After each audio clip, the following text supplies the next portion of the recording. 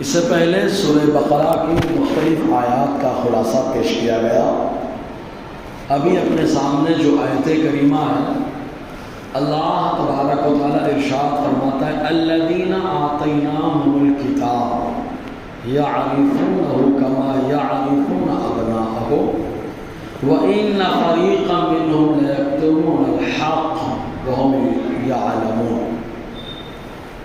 اس کا مطلب یہ ہے کہ اس کے نزول کا بیک گراؤنڈ، چونکہ حضور صلی اللہ علیہ وسلم کو اللہ تعالیٰ نے مکہ، جسے بطحا بھی کہا جاتا ہے، اس کا نام ام القریٰ بھی ہے، اللہ تعالیٰ نے اپنے محبوب کو وہاں پیدا فرمایا۔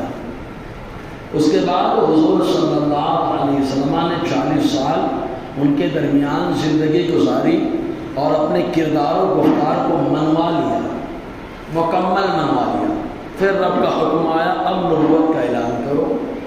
حضور نے نبوت کا اعلان کر دیا تو جو مکے والے تھے کچھ تو ایمان لائے، وہ صحابی بنے، اور جو ایمان نہیں لائے تو وہ لوگ کہتے تھے ہم تو زمینی دین کو مانتے ہیں، ان لوگوں سے پوچھو جو آسمانی دین کو مانتے ہیں ان کے بارے میں۔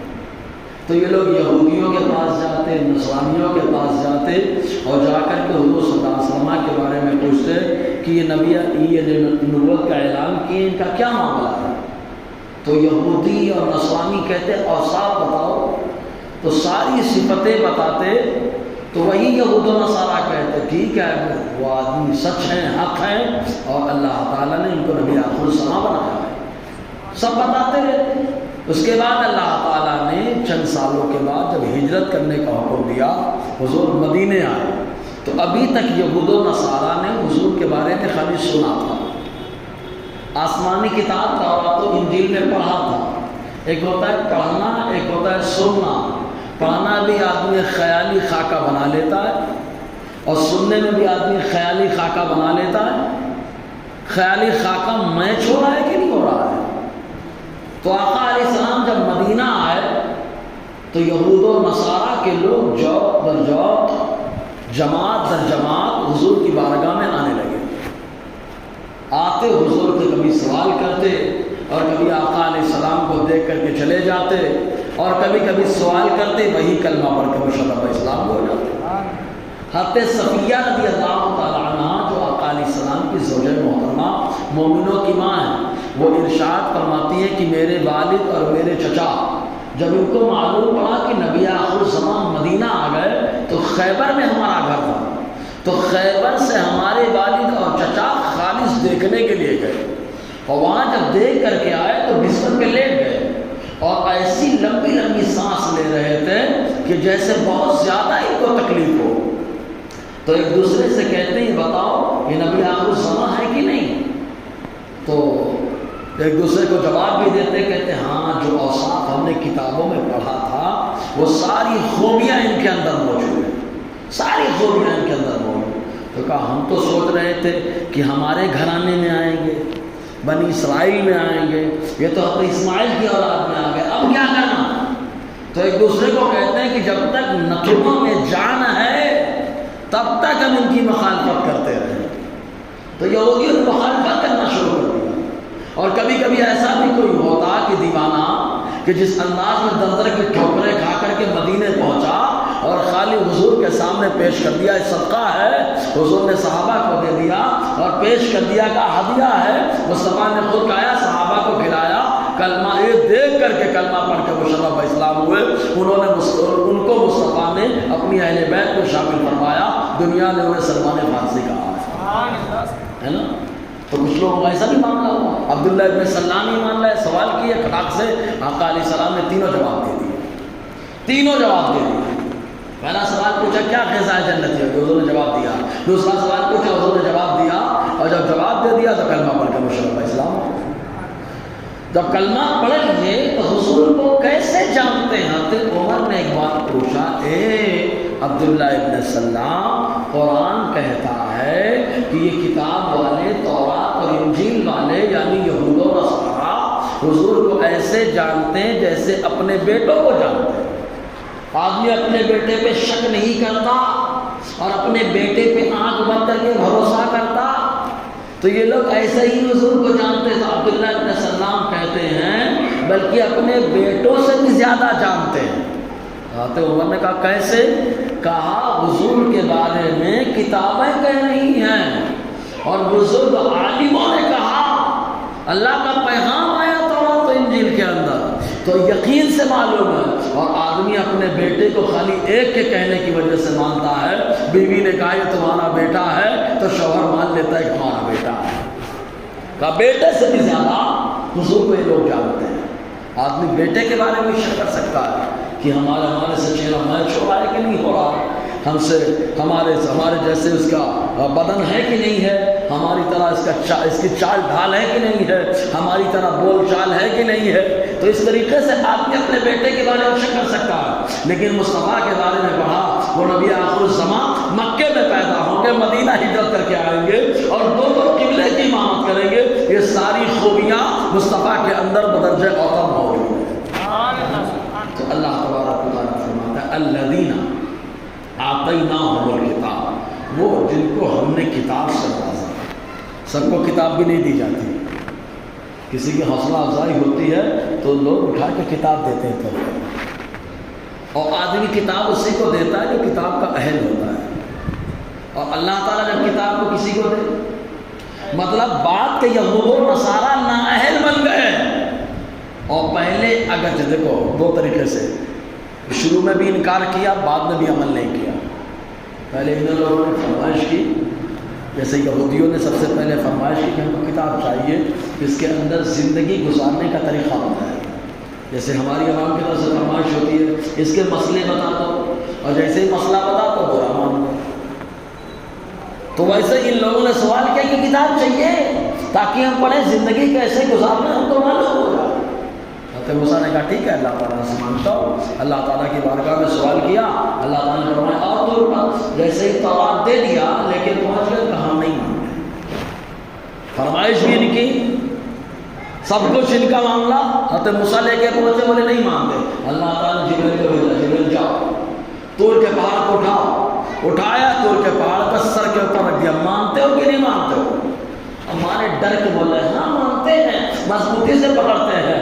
حالانکہ اللہ تبارک و تعالیٰ نے اپنی قدرت دکھائی کہ وہ پروردگار عالم جن کے فرمان پہ جبرائیل عمل کرے تو پہاڑ کو اٹھا دیتے ہیں. تو ہم نے تورات سے تم کو نوازا ہے، تم عمل کرو گے اللہ تم کو کتنا پاور عطا ہے نا. تو یہ مقصد ہے.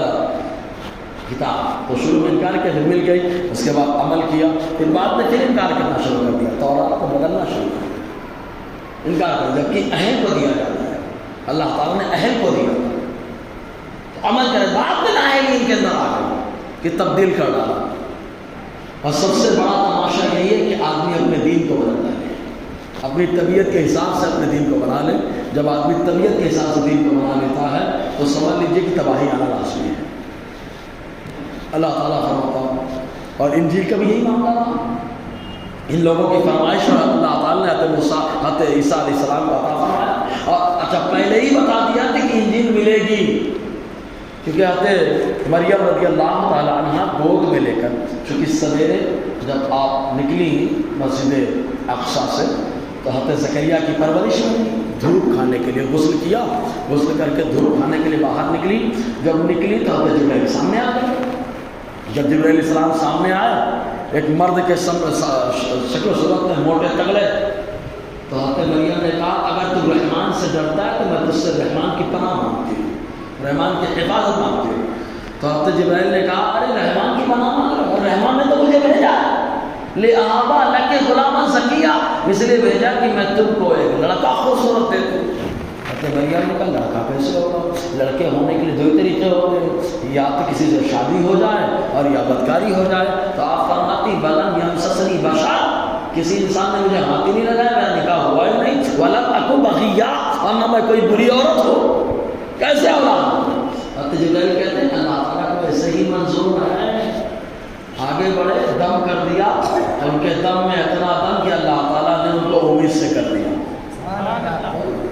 امید سے ہو، جب امید سے ہو تو اللہ تعالیٰ کا حکم ہوا. اچھا عام طور سے بچہ 6 مہینے میں پیدا ہو، کم سے کم 6 مہینے میں پیدا ہو، عام طور سے 9 مہینے میں پیدا ہو، زیادہ سے زیادہ 2 سال یا 2.5 سال میں پیدا ہو، لیکن حضرت عیسیٰ علیہ السلام ماں کے پیٹ میں آئے سویرے اور شام کے وقت آپ کی ولادت ہو گئی. سبحان اللہ. شام کے وقت ولادت ہو گئی. جب شام کے وقت ولادت ہوئی تو ولادت کے بعد شیطان کا بڑا ٹینشن، ارے یہ تو سامی میں 12 گھنٹے کے اندر ہنگامہ گیا. بس بھی بجا کے سب کو بتا دیے مریم بیٹے کو لے کے آ گئی. مریم کی شادی بھی نہیں ہوئی، بیٹے کو لے کر کے آ رہی ہیں. حضرت مریم نے رب کی بارگاہ میں کہا مولا تو نے نعمت سے نوازا ہے، جواب کیسے دوں میں؟ میرا رب فرماتا ہے تمہیں جواب دینے کی ضرورت ہی نہیں ہے. جس کو میں نے اپنی قدرت سے بنایا وہی اپنی ولادت کی جو ہے نشاندہی فرمائے، وہی خود بتا دے گا. تم کو بولنے کی ضرورت ہے، اشارہ کر دینا بس. پہنچ گئے. جس کو دیکھو تقویٰ جھاڑنے کے لیے پہنچ گیا. ہوتا ہے نا کچھ لوگ موقع مل جائے خالی تقویٰ جھاڑ ڈالتے ہیں متقی کے ساتھ. وہ متقیہ جن کے تقوی میں اللہ تبارک و تعالیٰ نے قرآن میں گواہی دی ہے. پہنچ گئے تو نکالو اس کو، بغار اس کو. حضرت مریم کوئی جواب نہیں دے. کچھ سنجیدہ لوگوں نے گفتگو کی، کہا اے مریم یہ بیٹا کہاں سے آ گیا؟ تو حضرت مریم کہتی ہیں اسی سے بات کر. تو لوگوں نے کہا کئی بات نو کریں، کیسے ہم بات کریں جبکہ یہ تو ہم پالنے میں ہے بچہ. اتنا کہا حضرت مریم کی طرف سے حضرت عیسیٰ نے چہرہ گھمایا اور گھمانے کے بعد سب کو دیکھا اور کہا میری والدہ کا الزام لگا رہے ہو، انی عبد اللہ آتانی الکتاب وجعلنی نبیا. بتایا حضرت عیسیٰ علیہ السلام نے میں اللہ کا بندہ ہوں، میرے اللہ نے مجھے کتاب سے نوازا. ابھی انجیل آئی نہیں ہے، ابھی ولادت کے چند گھنٹے ہوئے ہیں. بتا دیا میں اللہ کا بندہ بھی ہوں اور بتا دیا کہ مجھے اللہ نے کتاب سے نوازا. وجعلنی نبیا، اور ساتھ ہی ساتھ اللہ نے مجھے نبی بنا دیا. ایک دم ٹھنڈے ہو گئے کیونکہ اس سے پہلے کوئی بچہ بولا ہی نہیں ان لوگوں کے حساب سے. ورنہ تو حضرت یوسف پہ الزام لگا تو حضرت زلیخا کے ماموں کے لڑکے نے بھی گواہی دی تھی، جو چھوٹے کم عمر بولنے کی عمر نہیں تھی ان کی. وہ شہیدہ شاہد من اہلہا، قرآن کہتا ہے گواہی دی. پوچھا گیا کہ بچہ کیا بولے گا؟ تو وہ بچہ جس کو بولے تو کچھ نہیں بولے گا، وہی بچہ بول رہا ہے. دامن دیکھ لو معلوم ہو جائے گا کس کا کیا معاملہ ہے. اگر پیچھے سے دامن پھٹا ہے یوسف کا تو یوسف سچے ہیں، ادھر کا معاملہ گڑبڑ ہو جائے گا. اور اگر آگے سے دامن پھٹا ہے تو یوسف کا معاملہ الگ ہو جائے گا اور زلیخا کا معاملہ کلیئر ہو جائے گا. بچے نے گواہی دی اور جیسے ہی گواہی دی دامن دیکھا گیا، پیچھے سے کرتا پھٹا ہوا. عزیزے میں سے سمجھ گیا، عزیزے میں سے سمجھ گیا تو بچے نے بولا. ایک ملی کے اوپر الزام لگا، جریج کے اوپر الزام لگا. جریج بنی اسرائیل زبردست عابد و سمجھ. ایک چرواہن نے الزام لگا، چرواہن نے الزام لگا. جریج کی خانقاہ کو گرا دیا، توڑ پھوڑ ڈالا. لیکن جریج نے اللہ کی بارگاہ میں عدد کے ہاتھ اٹھایا اور اللہ تبارک و تعالیٰ نے وہی چرواہن کے بچے کو زبان دی. وہ بولتا ہے کہ میرا باپ جریج نہیں ہے، بولا چرواہے سے میری والدہ نے ایسا ایسا کیا تو اللہ تعالیٰ نے مجھے پیدا فرمایا. تو اللہ تعالیٰ بولے گے بتا. مقصد یہ تورات ان کی فرمائش حضرت عیسیٰ نے پہلے ہی بتا دیا، انجیل سے اللہ نے نواز دیا ہے. سبحان اللہ. تو کتاب سے اللہ نے نواز. اب کتاب والے کیا کر رہے ہیں؟ الذین آتیناہم الکتاب، وہ جن کو ہم نے کتاب سے نوازا. معلوم یہ بس سب کو کتاب بھی نہیں ملتی ہے، سب کو علم بھی نہیں ملتا. علم اسی کو ملتا ہے جس پر اللہ تعالیٰ کے فضل کی مہر ہوتی ہے، جس کے ساتھ اللہ تعالیٰ بھلائی کا ارادہ فرماتا ہے. ورنہ آپ دیکھو مدرسے میں ہر کوئی ڈال رہا ہے اپنے بچے کو حافظ بنا دوں، عالم بنا دوں، یہ بنا دوں، وہ بنا دوں. کوئی بن نہیں پا رہا چند بچوں کے علاوہ. کہا کیوں؟ کہا جو بنتا ہے اس پر اللہ کا کرم ہوتا ہے، تبھی وہ علم عطا فرماتا ہے. جی جس کو ہم نے کتاب سے نوازا. یعرفونہ، حضور کو جانتے ہیں. اب ایک بات سمجھے گا، ایک حضور کو جاننا، ایک حضور کو ماننا.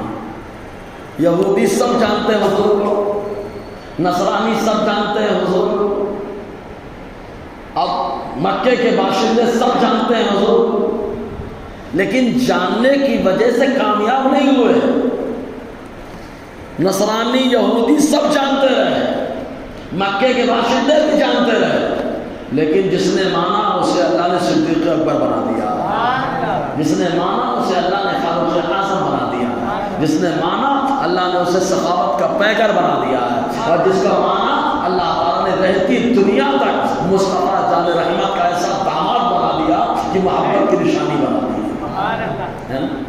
تو جس نے مانا، تو حضور کا ماننا یہ اصل ہے، جاننا اصل نہیں ہے کہ ہم جان لیے بس، نہیں، جان کے ماننا۔ آج بھی لوگ حضور کی شخصیت، زندگی اور سیرت کے بارے میں پڑھتے ہیں، بہت کچھ جانتے ہیں، تو کیا ایمان والے ہو؟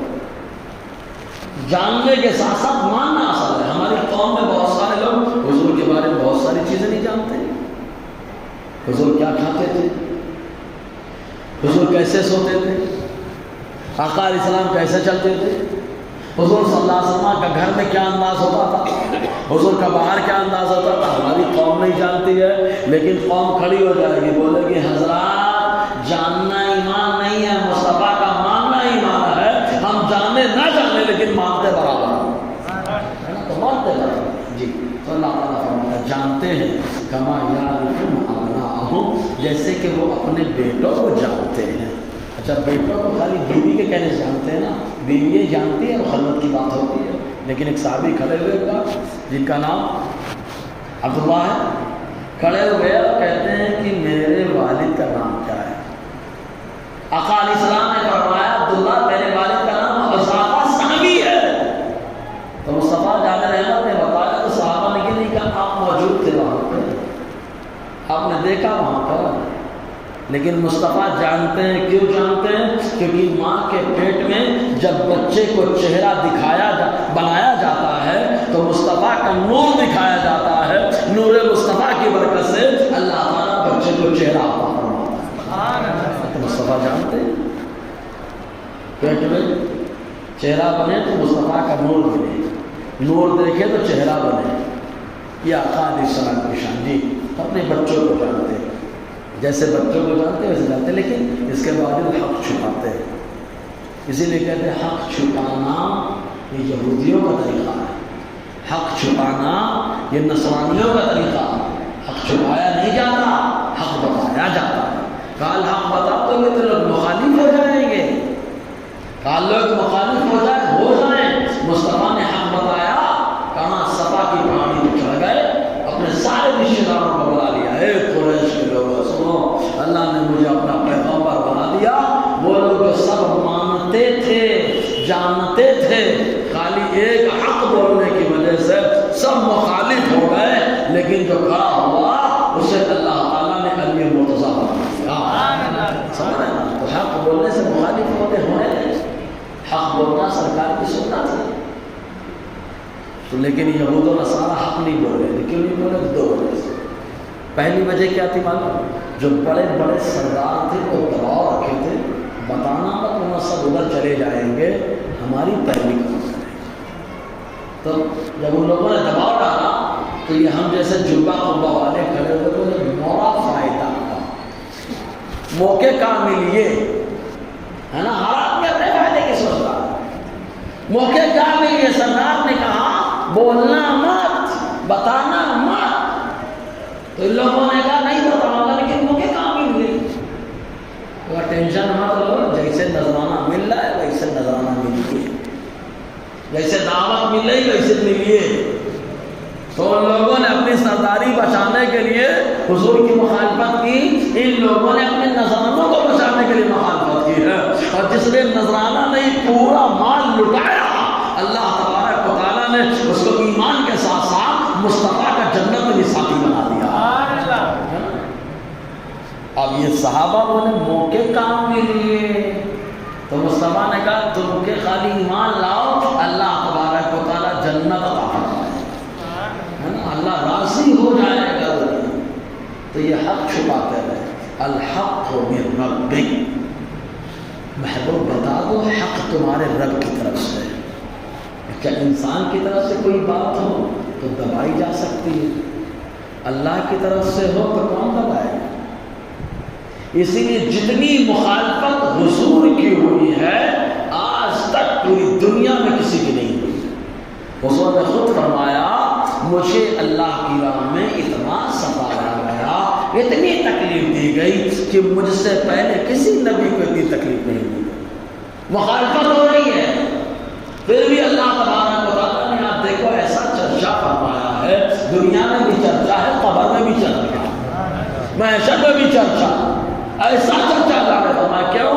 اس لیے کہ مصطفیٰ اللہ کی طرف سے آئے، قد جاءکم برہان من ربکم، مصطفیٰ دلیل بن کر کے اللہ کی طرف سے آئے ہیں، جسے اللہ نے بھیجا اسے بلندی بھی اللہ عطا فرماتا ہے، اللہ ہی سپورٹ کرتا ہے۔ جی بارش کو اللہ بھیجتا ہے، کوئی روک کے بتا دے، بارش کو اللہ بھیجتا ہے، کوئی روک کے بتا دے، سورج کو اللہ بھیجتا ہے، کوئی روک کے بتا دے، چاند کو اللہ بھیجتا ہے، کوئی نکال کے بتا دے کہ 29 کو رکھنے کا، 30 نہیں جانے دینے کا، کہا ہمارا بس نہیں چلتا ہے، کہا کیوں؟ کہا اس لیے اللہ بھیجتا ہے، کہا بس کلیئر ہو گئی بات، دنیا مخالفت کرتی رہے، جسے اللہ بھیجتا ہے وہ غالب ہوتا ہے۔ تو مصطفیٰ کو اللہ نے بھیجا، دنیا نے مخالفت کی، لیکن اللہ نے اپنے محبوب کو غلبہ فرما دیا، دلوں پہ مصطفیٰ کی حکومت ہو گئی۔